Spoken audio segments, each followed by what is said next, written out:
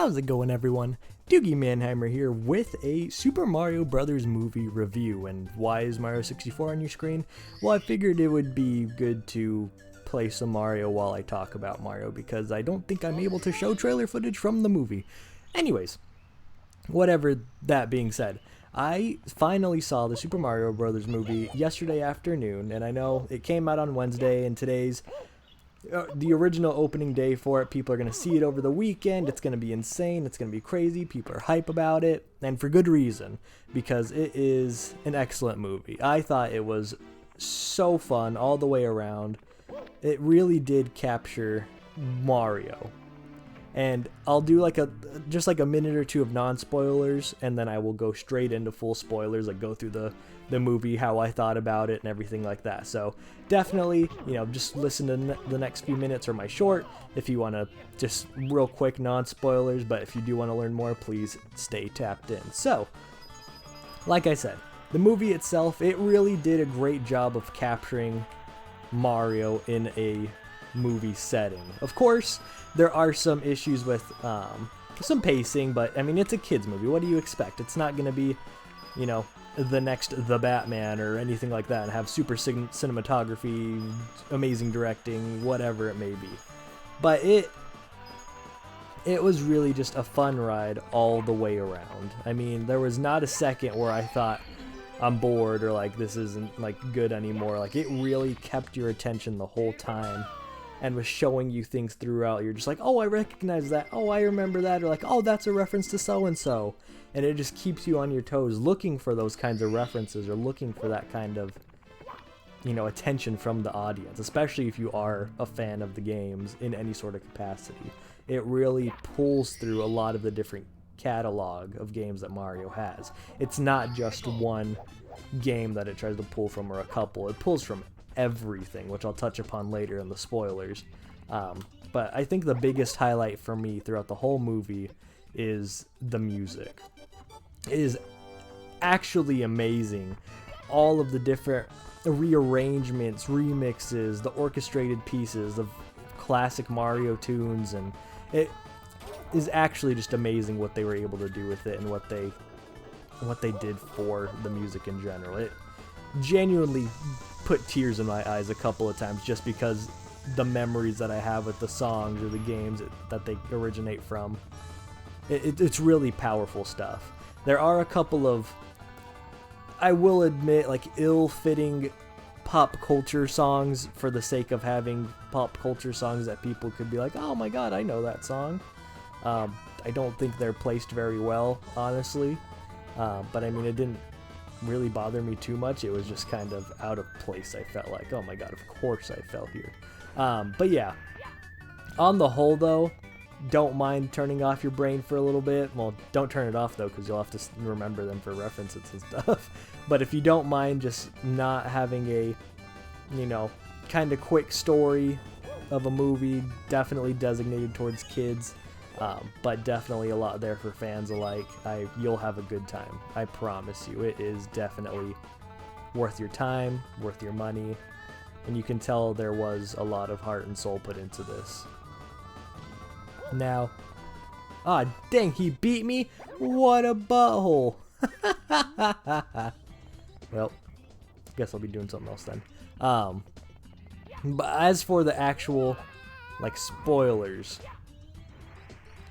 this movie,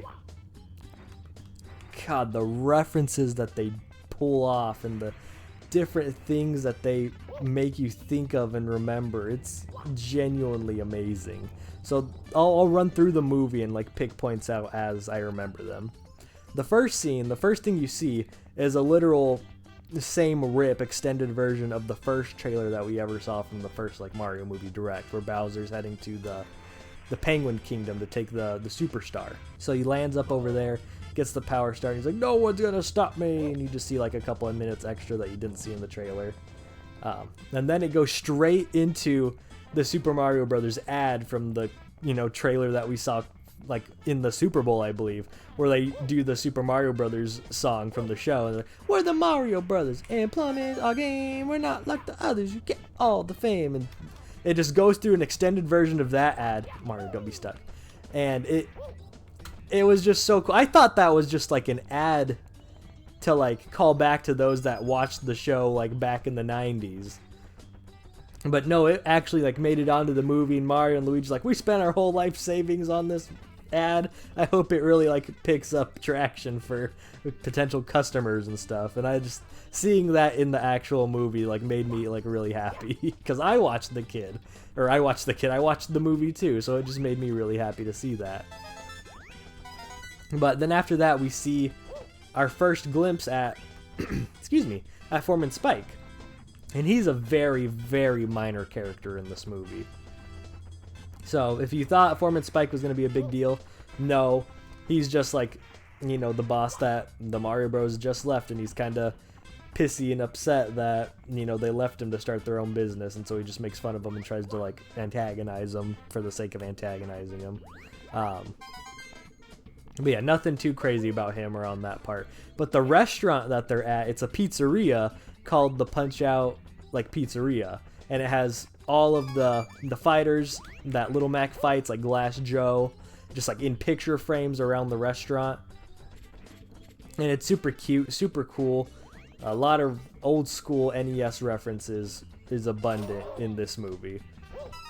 But yeah, so they're doing that, and then they go home, and you see their family, like their mom, their dad, their like grandpa, uncles, aunts, whoever, cousins, just like sitting there eating dinner with all of them. And they're making fun of them, saying that this was, you know, this business opportunity is not going to go well for them, like they're dumb for doing this sort of thing. Then it kind of like makes Mario upset because this was his desire, his want. And from the way they were talking, it seems like it had like Luigi, of course Luigi wanted to do this or else he wouldn't have gone with them, but it seemed like this was more of a Mario idea that Luigi just went along with. And they kind of make reference to like, Mario, you gotta stop dragging your brother down and make him do, or let him do what he wants to do. I know he's not as tough or as ambitious as you, but please like keep him safe, keep him in mind when you do stuff like this. He gets upset, he goes up to their room, and Luigi's like, hey, like I wanted to do this with you, man, like don't let them get you down. And they're playing old school, or they're watching the news, but they have an old school NES just sitting on their shelf, and R-Wing on top of the TV. Oh god, it's so cool, all the different little things they littered in there. But you can already start to tell like the dynamic they're trying to show between Mario and Luigi in this movie is that they're brothers, and they're looking out for each other, and they care about each other, and they want, you know, the best for each other. But later that night when they're watching TV, there's a newsreel going on saying like, oh no, like a sewer in Brooklyn's broken, and so Mario was just like, hey, I think this will be a good shot to get like our name out in the news world. So they go, they try and fix the leaky sewer, they go down further into the sewer, and that's when they walk upon the mysterious warp pipe that's just sitting down there. And the music this whole time is so cool because as they're going deeper and deeper into the sewers, you see signs like, you're in level 1-3, 1-2, 1-4. And as they go further, you just hear the underground theme. It is so cute. It's so funny how this happens. It's just like super cute. Luigi gets sucked in first to the warp pipe. Mario follows after him. Just like, where'd you go, Luigi? But Luigi ends up in what they call the Dark Lands, which is kingdoms that Bowser's already taken over. And then Mario ends up in the Mushroom Kingdom. Luigi gets chased off by Dry Bones and gets eventually captured by Shy Guys in a pretty dark-ish kind of way. It's like, it's kind of scary, not gonna lie, but that's what happens to Luigi. Mario ends up in the Mushroom Kingdom like you see in the trailers. Amazing just seeing him fall into this. He runs into the regular Toad that, you know, Keegan-Michael Key voices, and as they like talk to each other, the Captain Toad theme plays in the background, and it is so, that's like one of the first times I almost cried because I was not expecting Captain Toad just like songs reference. It was adorable. It was so cute.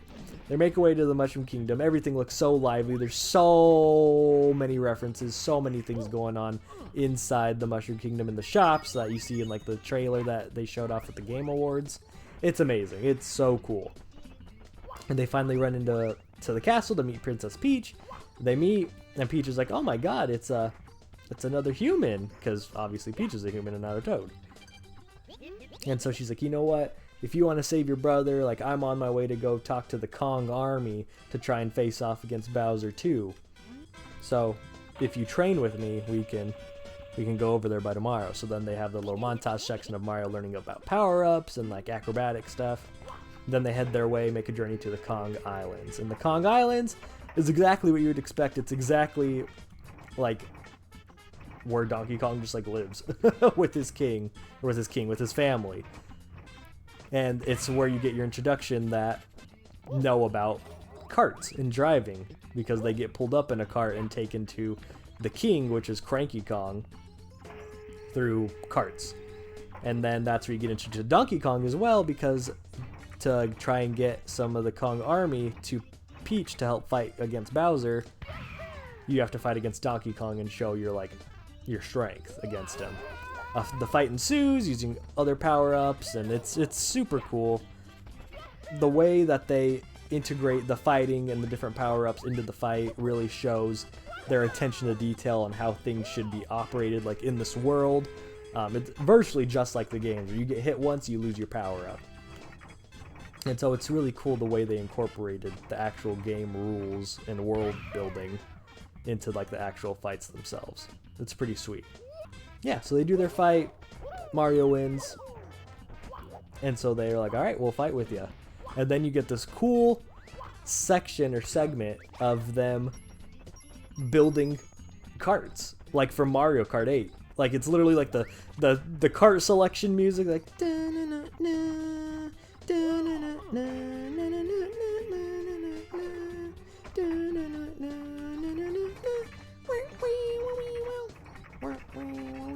you know, you get what I'm saying. I don't know why I'm just talking about it still.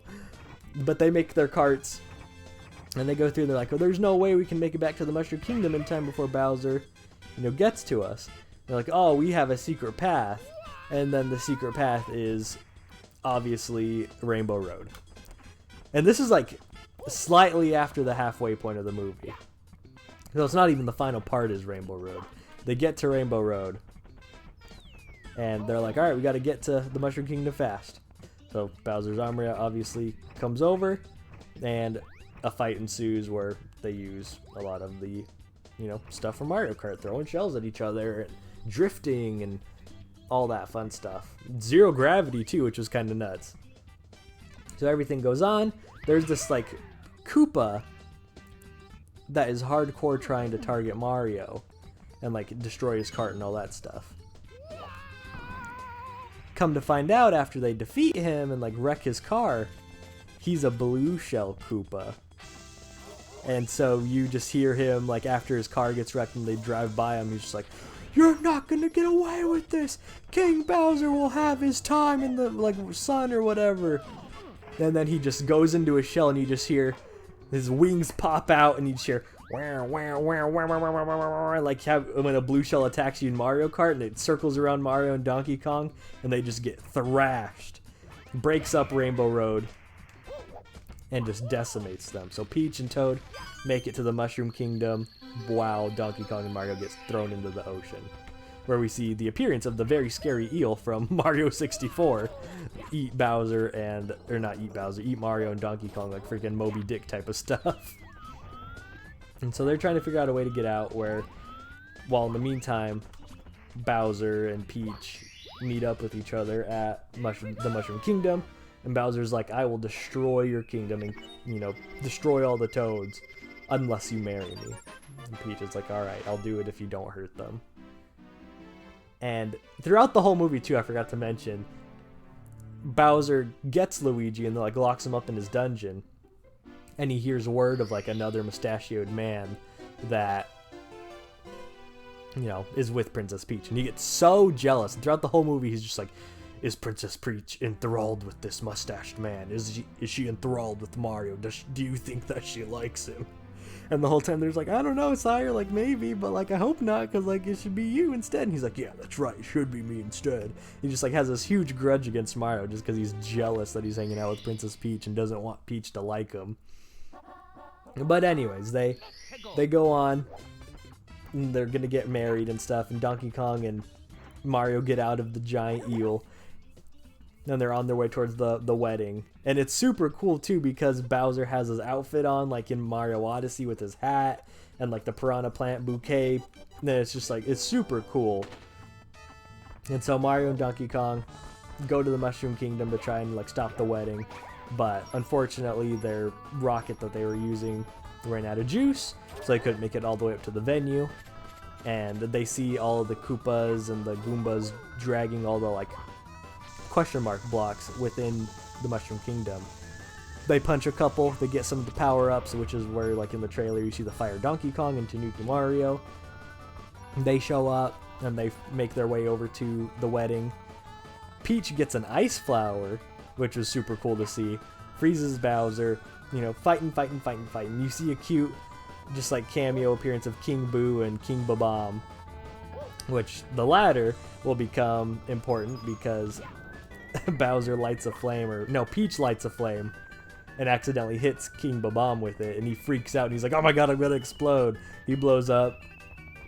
Peach gets knocked out of her ice powers. Bowser comes back unfrozen. He's like, I'm gonna kill all of you, and like goes insane. He shoots out a bonsai bill, which is the giant bullet bill, at Mario, and Mario is like getting heat tracked, and he's like trying to escape it, and he leads it back to the warp pipe that he originally came from. And then the bonsai bill destroys the like interconnected highway of the warp pipes, and it decimates their system to the point where they get sucked back into New York. Everybody does.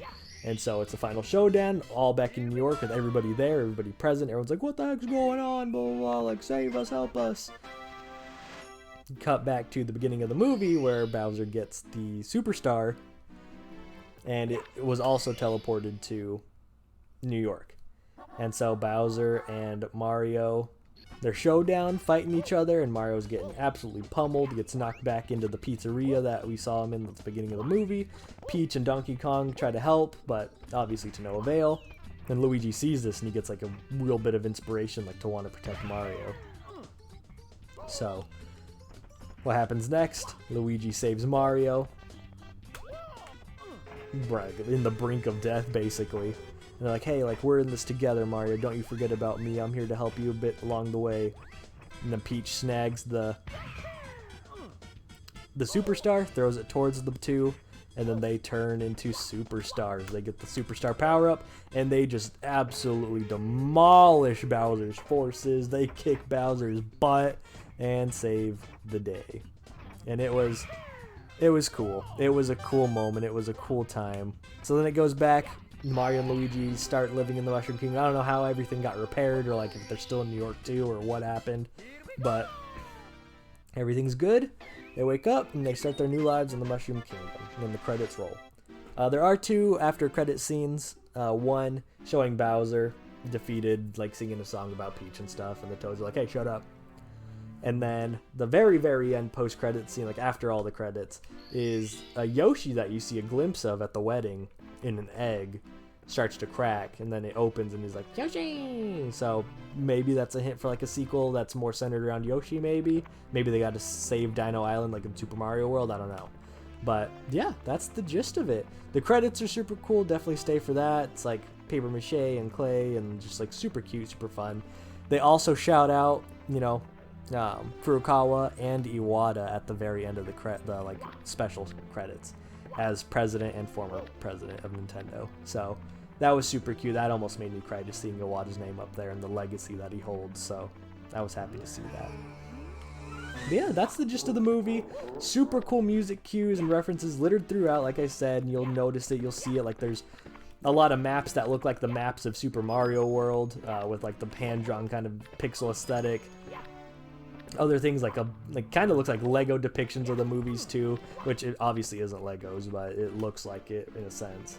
But yeah, it's just a lot of fun. It's a lot of, you know, little moments. Like I said earlier, it's obviously a kids movie, but as long as you don't take it too serious, you just want to have fun and just want to check out the references and see how cool it is, you will enjoy it and have a good time yourself. Now, as a Sonic fan, how does it compare to the Sonic movies? I mean, I personally liked this movie better than the Sonic movies, purely for the fact of they obviously love and put so much more care into this movie than the Sonic ones did. Not to say that those weren't made with love and care, because they were, but the Sonic movies were definitely like a movie with Sonic in them, versus the Mario movie being how much Mario can we fit into a movie. Like, how many references, how many dumb Easter eggs, how many sound effects, how many nods to any of the games can we put into this movie and make it feel like it is a game as a movie. And that's the big difference. Sonic Movie 2 did a little bit better with this, with including Tails and Knuckles and making it more centered around them versus the human aspect of it. But and like including lore too, like the Chaos Emeralds, the Master Emerald, all that stuff too, Angel Island kinda. But I just hope Sonic Movie 3 sees what Mario Movie did, and they aren't afraid to include more characters, aren't afraid to make it more goofy and fun, like with fact of the matter to the Sonic lore and franchise. Like, if they want to take pages out of Murder of Sonic and then have fun with that, like, please, by all means, the character interactions, the goofiness, the whatever, go back to Mobius, please. Don't stay in the Earth world. But yeah, the Mario movie was excellent throughout. I felt like I thought it was a fun time, and was just it's a movie made for kids and made for the fans.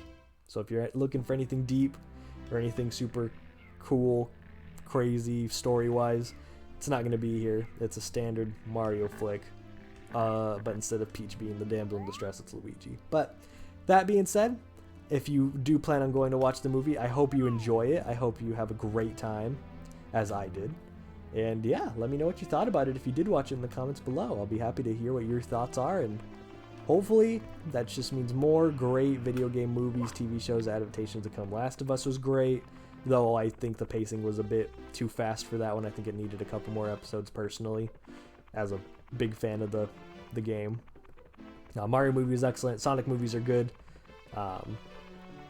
Yeah, they're just on a good streak right now of solid adaptations. So hopefully more good ones are to come. So with that being said, I'll see you next time. Say bye, Mario. Bye-bye.